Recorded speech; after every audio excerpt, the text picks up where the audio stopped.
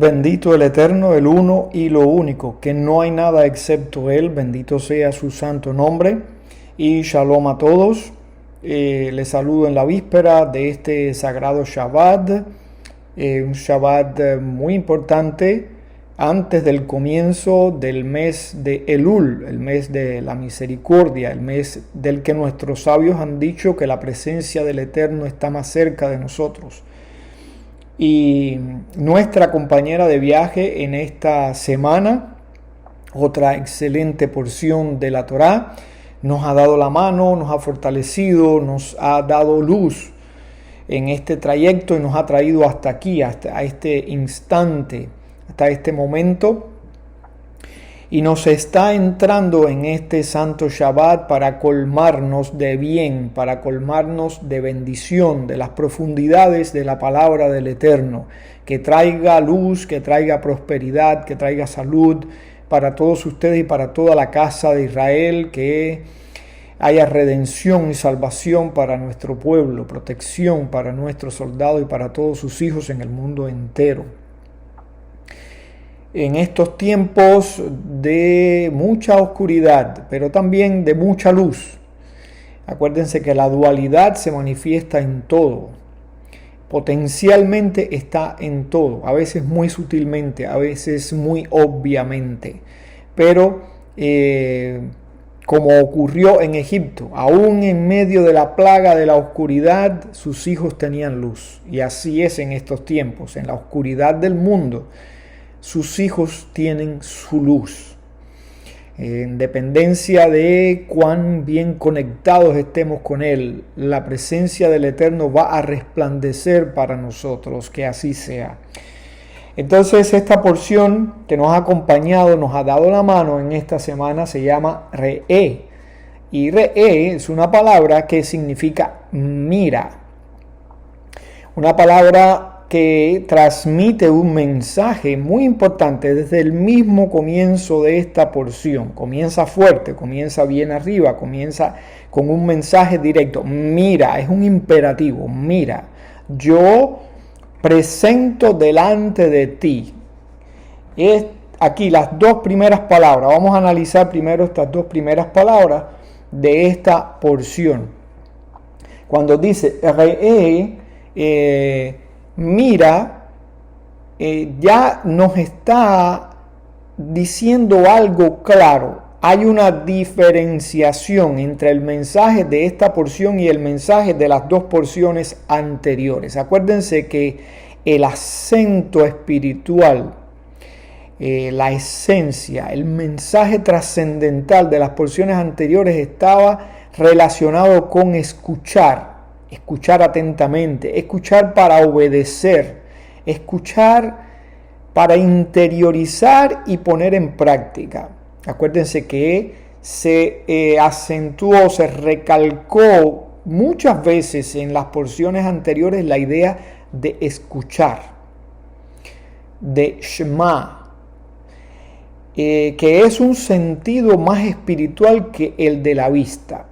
Sin embargo, en esta porción es como si bajáramos un escalón y el Eterno nos dice, mira, o sea,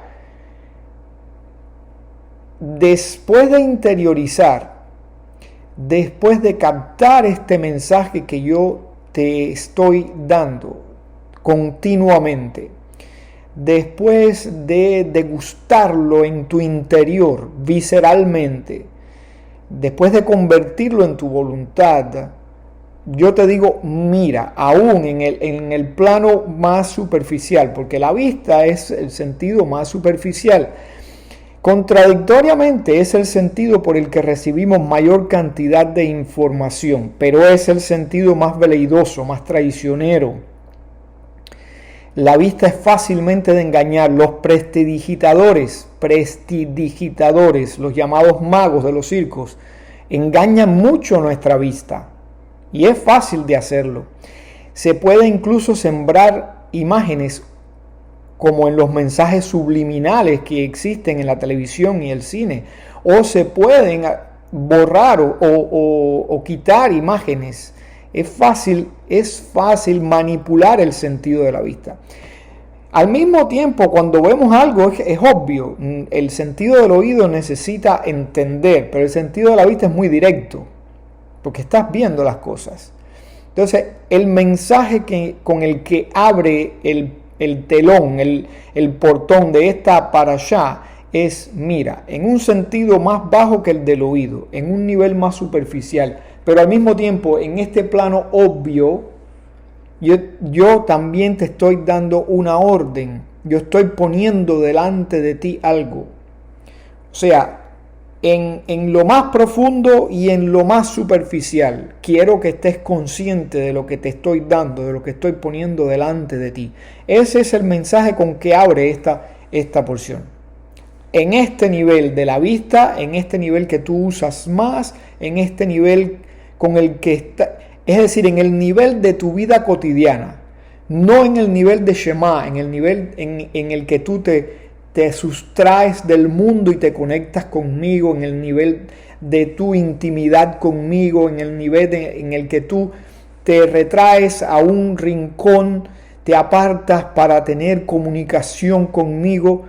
No solamente en ese, sino en el de la vida cotidiana, en el que estás inmiscuido en los asuntos del mundo, aún en este nivel, considera lo que estoy poniendo delante de ti. Así empieza esta porción, y esta es la esencia de esta porción.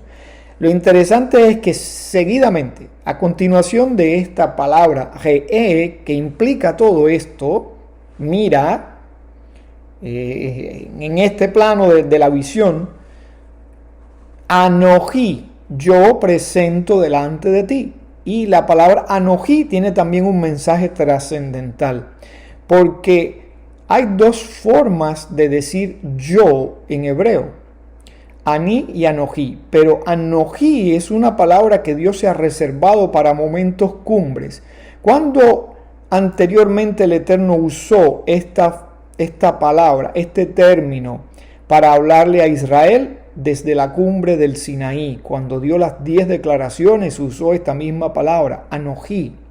Y esta palabra representa la esencia del ser divino, más profundamente incluso que el nombre de 4 letras. Acuérdense que la palabra yo hace alusión a la esencia de la persona.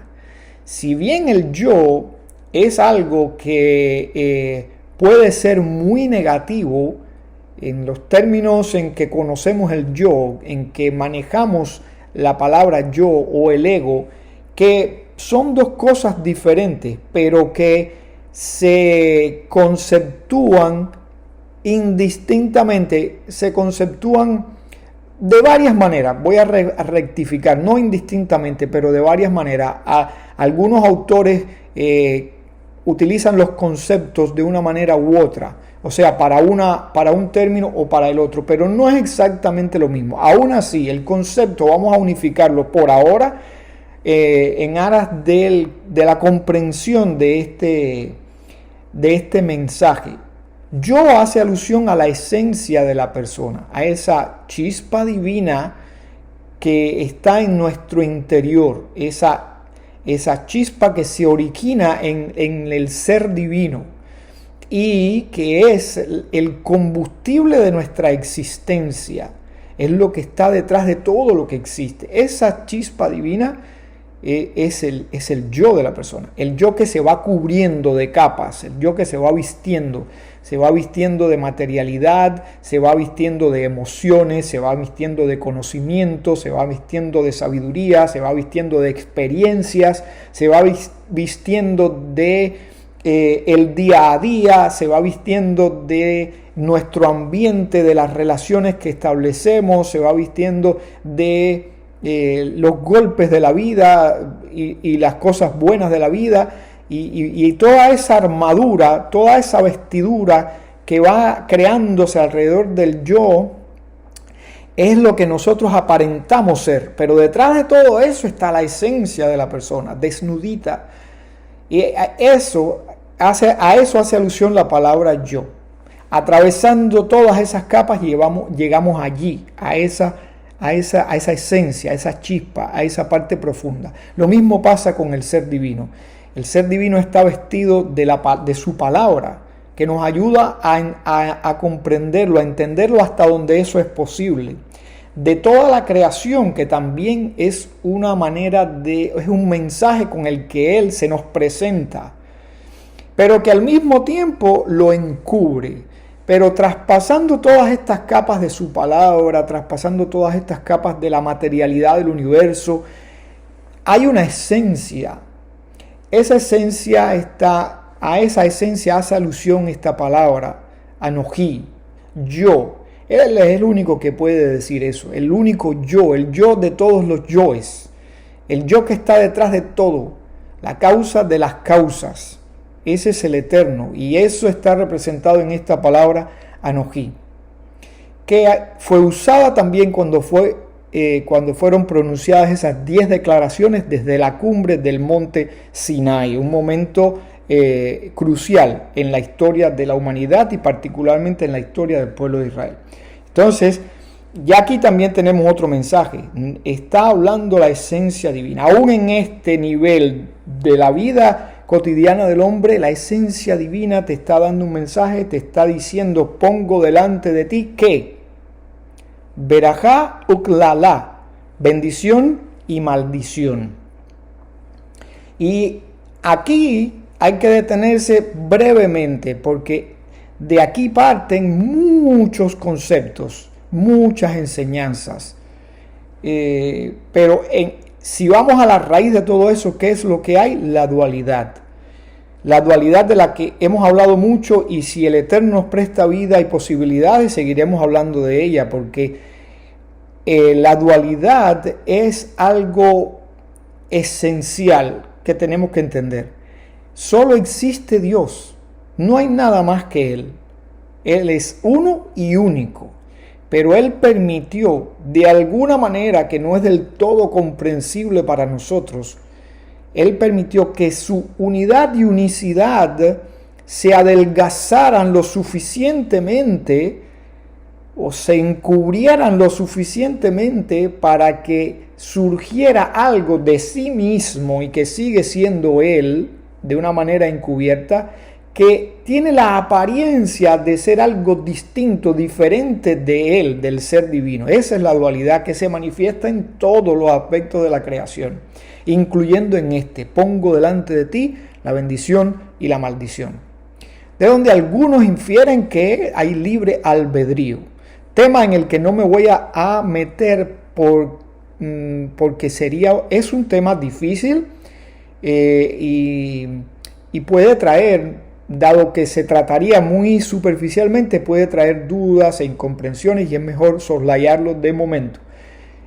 Bendición y maldición. Lo que quiero decir con la bendición y la maldición es que potencialmente están unidas, como todo en la vida, porque así es la dualidad, están unidas. ¿Y de dónde puede surgir que sea una bendición o que sea una maldición? De la actitud con que nos enfrentamos a los acontecimientos o a las oportunidades. De ahí se convierte en una bendición o en una maldición, pero están unidas como el árbol del bien y del mal, del conocimiento del bien y del mal. El bien y el mal están ahí. Como dice el primer versículo de la Torá, Bereshit 1:1, en el principio el Eterno creó los cielos y la tierra. La palabra cielos, Hashamayim, hace alusión a dos cosas: Esh y Mayim, fuego y agua. Fuego y agua son dos conceptos opuestos, pero que en la unidad y unicidad del Creador no hay opuestos. Esta es la fuente y ahí todo está unido. Entonces los cielos representan esa unidad indivisible donde no hay opuestos. Solamente cuando se baja de nivel existe la dualidad, existe esa aparente oposición. Eso se vio en el árbol del bien y del mal, y eso se ve aquí, la bendición y la maldición. Están ahí. Depende de cómo nosotros miremos las cosas. ¿Es bueno o es malo? ¿Es para bien o es para mal? Puedes mirar el vaso medio lleno o medio vacío. O puedes usar la vida de una manera positiva y va a ser algo bueno. o puedes usarla de una manera negativa y va a tener unas consecuencias negativas. Hemos puesto muchos ejemplos de eso y hay muchos más, pero todo en la vida tiene esa potencialidad. Usemos un ejemplo clásico, el dinero. El dinero puede ser una bendición, una verajá, pero puede ser una maldición. Depende de cómo lo uses. Si gastas el dinero que llega a ti, que además es un bien espiritual, que llega a ti y lo usas para comprar drogas, por ejemplo, o para pagar placeres que no son permitidos por la Torá, se convierte en una bendición. O si, muy relacionado esto que voy a decir con lo que sigue en esta parashá, o si no lo usas para hacer el bien, para ayudar a alguien necesitado cuando se te presenta una oportunidad, también se puede llegar a ser una maldición. En general, dinero mal habido, según Proverbios, al final no será de bendición, dice Proverbios de Salomón. En fin, todo está en un paquete. Potencialmente puede ser bueno o puede ser malo. Verajá y uklalá, y bendición. Uklalá quiere decir maldición. Pero todo parte de una fuente, como dice el libro del profeta Yeshayahu, Isaías: yo soy el Eterno, yo formo la luz y creo la oscuridad, el bien y el mal. El bien y el mal en este nivel. En su nivel no hay dualidad, no hay oposición. Entonces sigamos descendiendo por este mensaje, quiero decir, avanzando por los posibles temas que podamos ver acá en esta porción. A continuación se hace mucho énfasis en la idolatría. El Eterno da mensajes específicos sobre destrucción de toda forma de idolatría que encuentren en las tierras a donde van. Aquí tengo la Sagrada Torá delante de mí. En algún momento, si es necesario, leeré algún versículo. Se hace mucho hincapié en la idolatría, y al hombre moderno a veces le parece absurdo el hecho de que la Torá enfatice tanto en los mandamientos contra la idolatría, siendo tan obvio que una estatua no tiene poder alguno, etc. Pero no es tan obvio así como parece, especialmente en los tiempos en que fue dada la Torá, en la antigüedad. Retomemos el momento de la vida de Adam Arishon, Adán, el primer hombre. Adán tenía el conocimiento de primera mano. Adán fue creado por el Eterno como un hombre adulto, pleno en todo sentido. Y Adán tenía conocimiento de toda la creación, por eso pudo poner nombres. ¿Qué es nombres? Nombres es definiciones, es establecer los límites de cada cosa, y para eso hay que saber qué es lo que hay en cada criatura. Adán sabía todo eso. Pero de Adán en adelante las generaciones empezaron a separarse de ese conocimiento y llegaron a estar en un estado en el que el hombre se vio en la oscuridad. Es decir, a medida que avanzaba en el tiempo la civilización humana, la sociedad humana, empezó a desvincularse de ese conocimiento primigenio que tenía Adán. Y ahí nace la idolatría. La idolatría nace del hecho de que el hombre empezó a ver en los agentes de la creación que tenían contacto directo con él, como el sol, como la luna, como la tierra, como el mar, como el viento, etcétera. Empezó a ver en esas fuerzas de la naturaleza agentes que representan de alguna manera, que son servidores del ser divino, que ejecutan su voluntad y que afectan la vida del ser humano para bien o para mal. Y el hombre empezó a entender que podía de alguna manera atribuirle que podía de alguna manera relacionarse con esos agentes con los que tenía un contacto más directo que con el mismo creador. Y en un momento dado los empezó a ver como fuerzas independientes del Creador. Así surge la idolatría. Pero eso trajo oscuridad al mundo. Se fueron desgajando de la fuente, del conocimiento primigenio, de la luz, y se fueron envolviendo en oscuridad. Y en ese mundo de oscuridad, piensen que el hombre primitivo estaba desprotegido ante la naturaleza.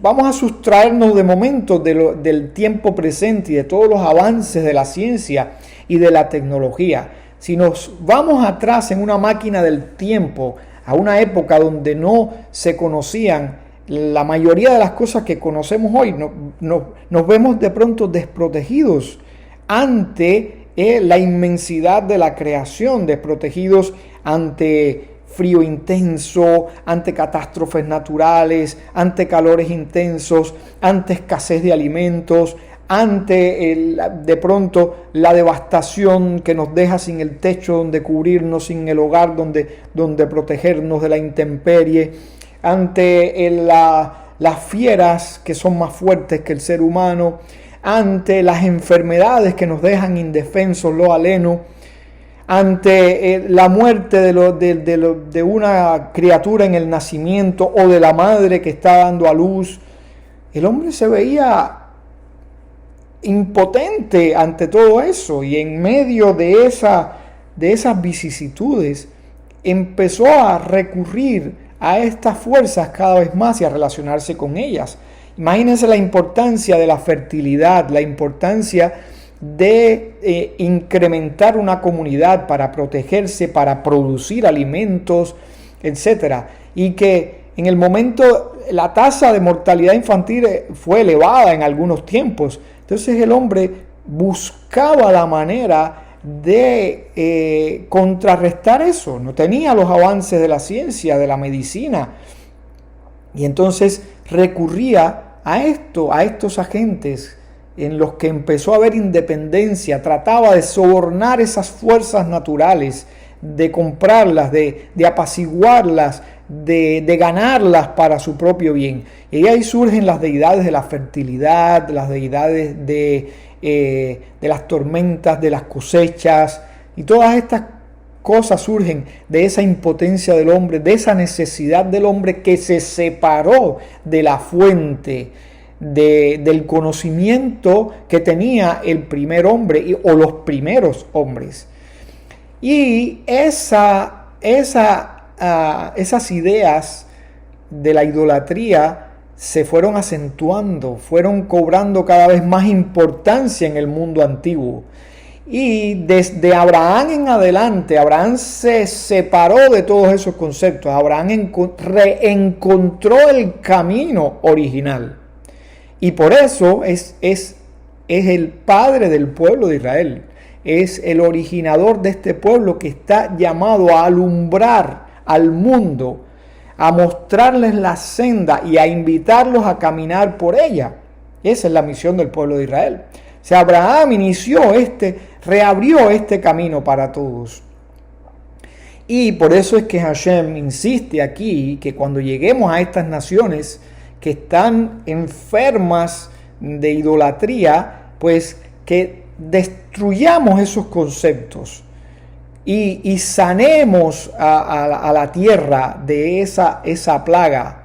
Destruyamos la oscuridad y traigamos la luz del eterno, del uno y del único.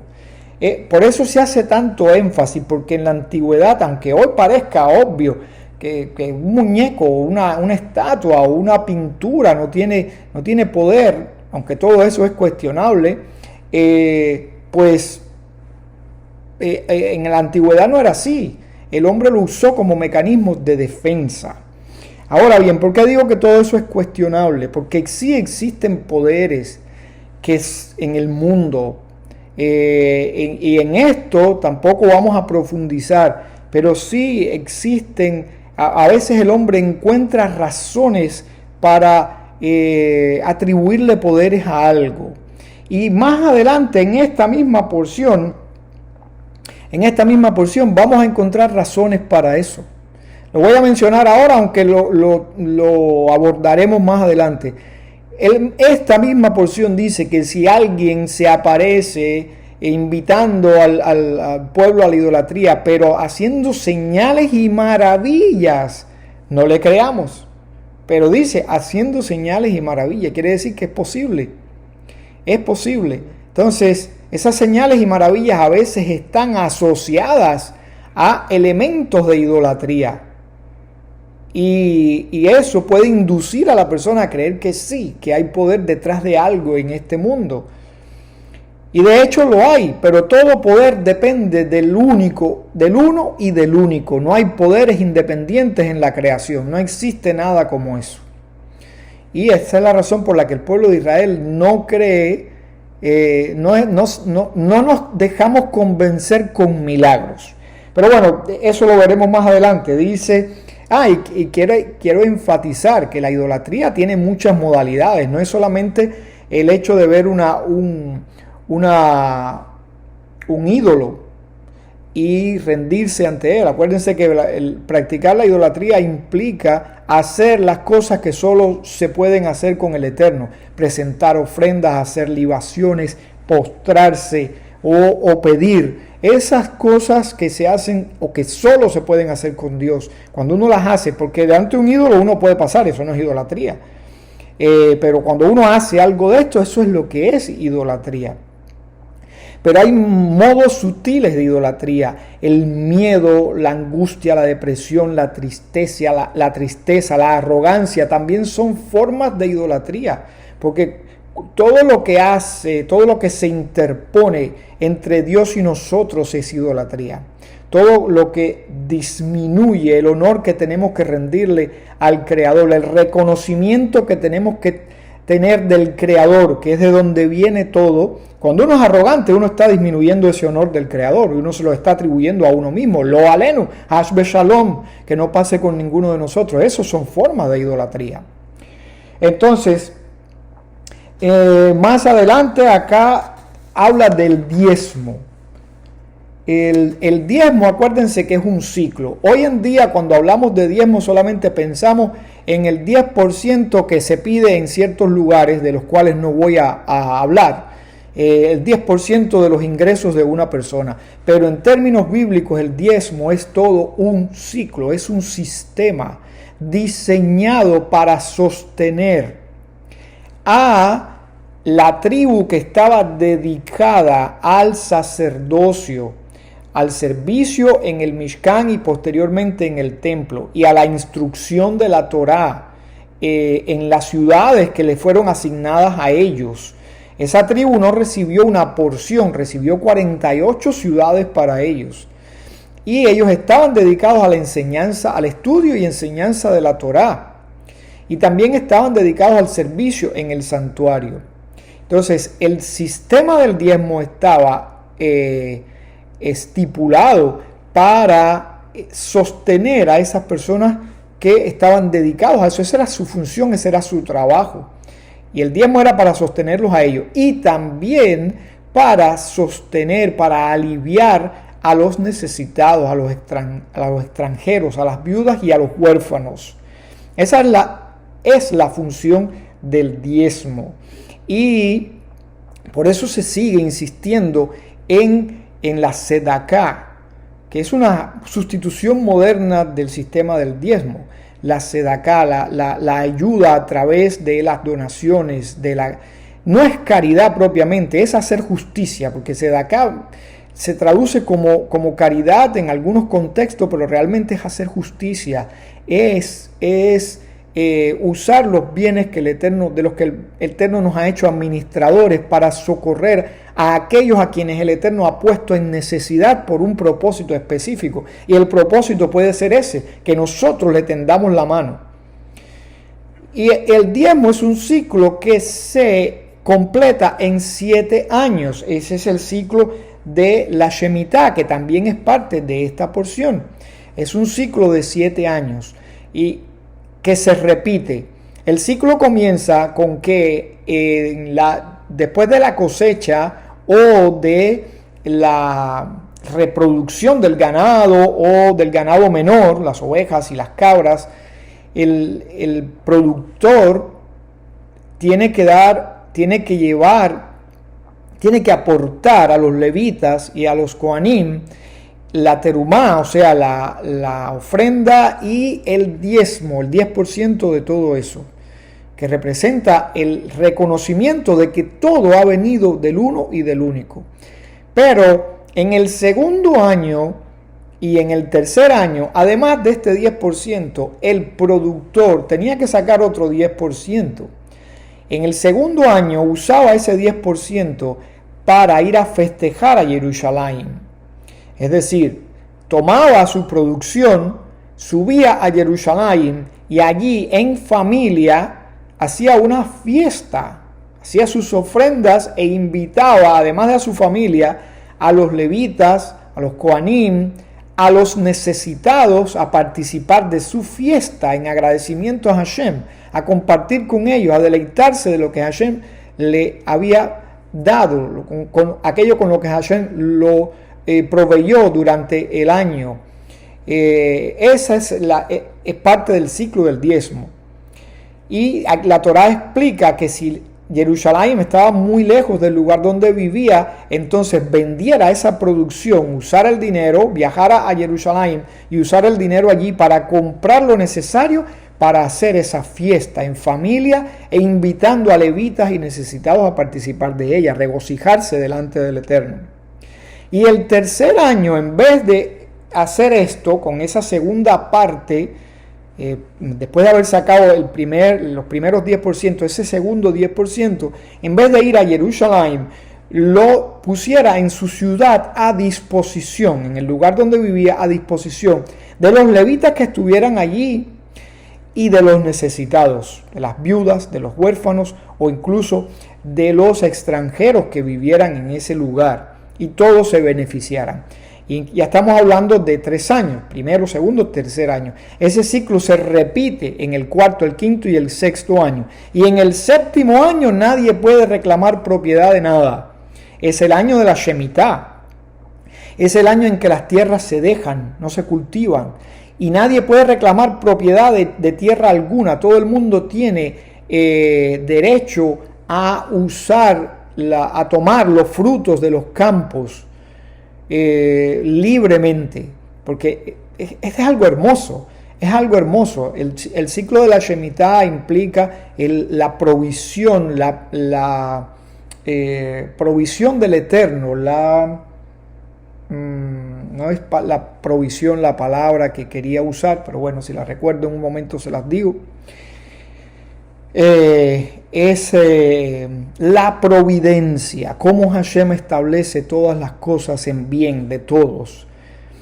Y bueno, eso es en resumen cómo es el ciclo del diezmo. Y aquí a continuación también se menciona nuevamente: toda palabra que yo te ordeno, esa observarás para realizar. Quiero leer el texto porque es importante que recordemos esto. Ya se dijo en una porción anterior y aquí se repite. No agregarás a ella y no disminuirás de ella. Nadie puede agregar ni disminuir de la palabra del Eterno en ninguna forma. No, eso no es una posibilidad. Nuestros sabios y maestros han establecido cercos. Eso no implica que han aumentado ni que han disminuido. Solamente son cercos de protección, que también es una misbah, establecer cercas de protección para que no lleguemos a pecar. Pero no se está disminuyendo Hash Shalom ni añadiendo a la palabra del Eterno. A continuación habla de lo que hablaba de cuando se levantare un profeta o un soñador de sueños que incluso haga milagros y maravillas. Y aquí lo dice, que haga milagros y maravilla. Dice, y produjere para ti una señal o maravilla. Señal o maravilla. Señal, algunos dicen que son manifestaciones que tienen que ver con las cosas del cielo, Y maravillas son cosas que tienen que ver con las cosas de la tierra. Una maravilla puede ser, por ejemplo, que lo que pasó con el profeta Elisha, que hizo flotar un hacha que se hundió en el agua. Y una señal puede ser lo que hizo Yehoshua, que dijo: sol, detente sobre Gibón, sobre Gabaón, y que la luna no pase del valle de Ayalón. Eso es una señal. Otros dicen que señales son milagros que el Eterno permite que sucedan para la confirmación de la fe de los creyentes, y maravillas son dadas a las personas para despertar la fe en las personas. Pero como quiera que se vean, dice la palabra que si se levantare un supuesto profeta o un soñador de sueños, y aun si hiciere señales y maravillas, no lo sigamos, no le creamos, no lo sigamos. Esto es muy importante, y repito, este tema lo había anunciado hace un momento. Hay poderes, hay cosas que pueden ocurrir. No vamos a intentar definir eso ahora, pero hay cosas que pueden ocurrir. Por eso el pueblo de Israel no se deja llevar por milagros. Eso no es un argumento para convencernos de nada, que alguien haga milagros de ningún tipo. Si va en contra de la palabra del Eterno, si induce a desviarnos de la voluntad del Creador, no importa cuántos milagros haga, no es digno de nuestra confianza. La palabra de Dios ya lo declaró, hizo el dibujo de ese escenario, de ese tipo, de ese personaje, y ya eso es suficiente para no darle crédito. Yo recuerdo en mi infancia o adolescencia un milagrero famoso que hubo en mi país, que recorrió el país haciendo campañas de sanidad, lo que le llamaban campañas de sanidad, y supuestamente sanaba a enfermos de todas las enfermedades, y las personas paralíticas caminaban, y muchas de esas cosas, y multitudes iban donde quiera que esa persona iba, pero predicando un mensaje que es contrario a la esencia de la Torá. Ese es un caso de esto. Y yo recuerdo que la gente decía que empastaba las muelas. Fíjense eso. Es decir, que si en la multitud había alguien que tenía una caries, y él hacía su oración, y estas personas decían que les habían puesto un empaste en forma de cruz en las muelas. Incluso voy a decir más, que conocí a una persona que supuestamente le habían puesto ese empaste, y me abrió la boca y me enseñó el supuesto empaste. Yo no creo que eso sea verdad, en primer lugar, pero si aún fuera, eso no nos mueve, eso no nos puede mover del mensaje esencial y claro, diáfano de la Torá, contra la idolatría, contra toda manifestación que sea diferente a la voluntad del Eterno. Yo no creo que Dios tenga necesidad de poner empastes. Si Dios quiere sanar una muela, no va a empastarla, la va a hacer nueva. Pero dejemos ese tema a un lado y veamos brevemente lo que queda de esta porción. Se vuelven a listar los animales que se pueden comer y los que no se pueden comer. Un tema muy importante que establece la pureza del pueblo de Israel, que establece la santidad del pueblo de Israel, la separación del pueblo de Israel. Y es uno de los temas que más la establece, junto con el Shabbat, junto con el ciclo festivo en general, junto con las leyes de pureza familiar. La dieta del pueblo de Israel es uno de los aspectos que más lo distingue del resto de la humanidad. Y esa dieta no está dada para la salud del cuerpo, aunque tiene un efecto positivo en la salud del cuerpo. Esa dieta está dada para la salud del alma, para la pureza del alma, para la protección del alma. ¿Por qué? Porque en todas las criaturas que existen hay una energía divina. Todo fue creado por la palabra del Eterno, que es energía en acción. Y esa energía, Adán la conoció, por eso puso nombre a los animales. Él sabía qué tipo de energía se estaba manifestando en cada uno de ellos. Y esa energía no siempre es compatible con la energía que habita en nosotros, la chispa divina que hace que un ser humano pueda existir. La chispa divina que hace que el cuerpo esté erecto, que nos movamos, que hablemos, que estemos haciendo esto ahora mismo. Esa chispa divina se manifiesta a través de nuestra existencia carnal, de nuestra existencia física. Pero la energía que hay en ciertas criaturas puede hacer cortocircuito con esa energía que está en nosotros. Y de ahí, esa es una de las razones por las que entendemos que no debemos comer estos animales. Hay otras explicaciones que espero que ustedes conozcan o que las investiguen. Hay otras explicaciones. De todas maneras, esto es un hok, un mandamiento que va más allá de nuestra comprensión. Pero no quiere decir que no podamos y que no debamos intentar entender por qué Hashem nos dice estas cosas. Y esa es una manera de entenderla. Es consumir estos animales o consumir alimentos no kasher, porque aun cuando sea un animal aprobado por la Torá, si no fue preparado de la manera correcta, tiene la misma característica, no es kasher, no es apropiado y puede traer las mismas consecuencias. Eso daña, interfiere en la conexión nuestra con el Eterno, hace un cortocircuito. ¿Qué pasa cuando hay un cortocircuito? Los breakers se abren. Cuando en mi infancia lo que había en casa eran tapones. Era una pieza que se ponía en el interruptor principal de la casa y tenía un filamento dentro. Cuando el circuito se sobrecargaba, ese filamento se fundía, se derretía y evitaba que si hubiera un incendio.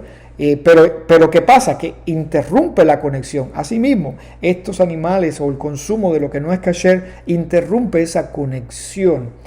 Y al final de esto dice algo muy importante y que se repite 3 veces en la Torá: no cocerás el cabrito en la leche de su madre. El Eterno nos está dando la autorización para usar su creación, para tomar su creación, para deleitarnos de su creación. Es un beneficio que ha puesto en nuestras manos. Pero Él pone límites. Él nos exige que no abusemos de la creación, que la usemos pero no abusemos de ella. No vayamos más allá del límite. Y aquí el límite dice: no cocerás el cabrito en la leche de su madre. ¿Qué debemos entender de esto? Que no mezclemos principios opuestos. No mezclemos principios opuestos. ¿Dónde se ven esos principios opuestos? En la leche es blanca. Lo blanco está representando el concepto de la bondad. Fíjense que cuando hay leche, cuando nace una criatura de un mamífero, cuando entra vida al mundo, ahí surge leche. Cuando hay sangre, cuando se pierde una vida, se derrama sangre cuando hay muerte. Son principios opuestos. La sangre es roja, lo rojo representa la Geburá, el rigor, que también es una sefirá, que también es un atributo del proceso de la creación, de la manera en que la esencia divina, esa fuerza divina entra en la estructura de la creación. Es cierto, pero son principios que de alguna manera tienen que balancearse, pero no poniéndolos en contacto uno con otro, porque crea un cortocircuito. Entonces, esa es una manera de ver esto. Aun cuando en otro nivel todo esté unido y no hayan opuestos, porque en definitiva la leche materna proviene de la misma sangre de la mujer, pero cuando entra en otro nivel son 2 cosas separadas. y no tenemos la autoridad para borrar esa barrera. Tenemos que mantener los límites establecidos por la Torá. Bien, es que es muchos temas. El ciclo de la Shemitah, ya lo mencioné, habla de los siervos judíos y no judíos. Y de aquí solamente quiero mencionar nada más un aspecto importante, y es que, como se menciona al principio, la verajá y la maldición están juntas y pueden desembocar en una o en otra en dependencia de la actitud del ser humano, de la actitud ante la vida, de la actitud en consonancia, en correspondencia con la palabra del Eterno. Y aquí, hacia el final, la segunda porción de esta parashá, dice que vuelve a hablar del ciclo de la Shemitah, el año de la condonación de las deudas, y dice algo aquí muy interesante que establece tres niveles. Fíjense esto. Al gentil podrás presionar, o sea, para que te pague lo que te debe, pero no al judío. Pero por lo que tienes con tu hermano renunciarás a tu prerrogativa, a tu derecho. Déjalo así. Sin embargo, para que no haya en tu interior menesteroso, ciertamente te bendecirá Hashem en la tierra que Hashem tu Dios te dará por heredad para poseerla. Aquí habla de un primer nivel que es donde todo es ideal, donde el pueblo está en consonancia con la ley del Eterno, donde el pueblo está en obediencia a la Torá. Eso establece un nivel ideal donde no hay menesterosos, no va a haber necesidad de darle a un necesitado, porque no va a haber necesitado. Y ese nivel está establecido aquí. Sin embargo, para que no haya en tu interior menesteroso, ciertamente te bendecirá Hashem en la tierra que Hashem, tu Dios, te dará por heredad para poseerla, solamente si escucharás la voz de Hashem, tu Dios, para observar, para realizar todo este mandamiento que yo te ordeno hoy. Y una vez más, ese hoy que está en muchas partes de esta porción y de toda la Torá, acuérdense que es un elemento que representa el hecho de que para Hashem no hay tiempo, siempre es hoy, y que en definitiva lo único que tenemos es el presente. Y eso es un recurso que hace que cada vez que leamos esto es presente, es hoy, no fue ayer, no fue en el tiempo de Moshe, es hoy. Le da validez a la Torá en todo tiempo. Repito, este primer nivel está enunciado aquí. Ahora, cuando ese nivel ideal, cuando el pueblo pierde esa conexión y desciende de ese nivel de cumplimiento, de observancia, empieza a haber necesidades.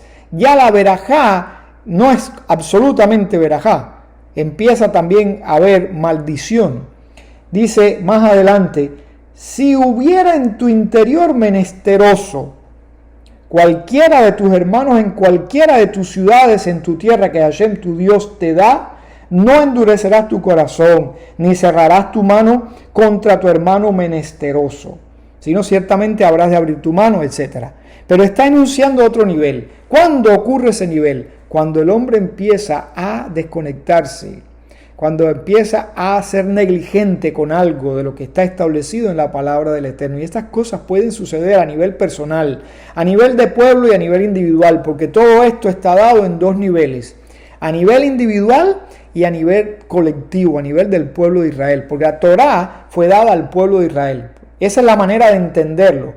No hay quien cumpla toda la Torá porque no es necesario que nadie cumpla toda la Torá. La Torá es dada al pueblo de Israel como pueblo. Pero hay mandamientos que aplican a unos y no a otros, y ese es el nivel individual. Y aquí en el nivel individual nosotros tenemos que ser conscientes de lo que nos corresponde para cumplirlo. Pero esto habla de este otro nivel. Cuando se empieza a ser negligente con algo, empiezan a haber menesterosos. Y aquí se menciona otro nivel. Más adelante, en el final de este tema que se está hablando en esta porción dice, porque no dejará de haber menesterosos en el seno de la tierra. Fíjense, pasa de decir primero, para que no haya en tu interior menesteroso en la tierra que es Hashem, y siempre dice en la tierra. Está hablando de lo mismo. Ese es el elemento que nos dice que está hablando de lo mismo. 3 niveles de lo mismo. Donde no hay menesteroso, donde empezamos a ser negligentes y hay necesitados, y donde siempre hay necesitados, es decir, en el nivel en que caímos, descendimos de nivel, y ahí siempre va a haber menesteroso. Dice, porque no dejará de haber menesteroso en el seno de la tierra. Quiere decir que en la medida en que el hombre desciende de su conexión, de su observancia de la Torá, pues va a haber más necesidad. Eso es lo que nos está enseñando esta parte de la porción, y después termina volviendo a hablarnos del ciclo festivo. En esencia tratamos de abarcar toda esta porción, nos hemos extendido un poco, espero que haya sido de bendición, que la sigan estudiando especialmente en el Shabbat que nos espera, que sea un Shabbat de bendición, que nos dé la fuerza para abrir no solamente una nueva semana, sino un mes muy importante, el mes de Elul, el mes de la misericordia, un mes en que tenemos que acentuar nuestra conexión con el Eterno para entrar en el ciclo de las festividades altas. Un abrazo a todos, Shabbat Shalom, la bendición del Eterno sea con todos ustedes y con todo Israel.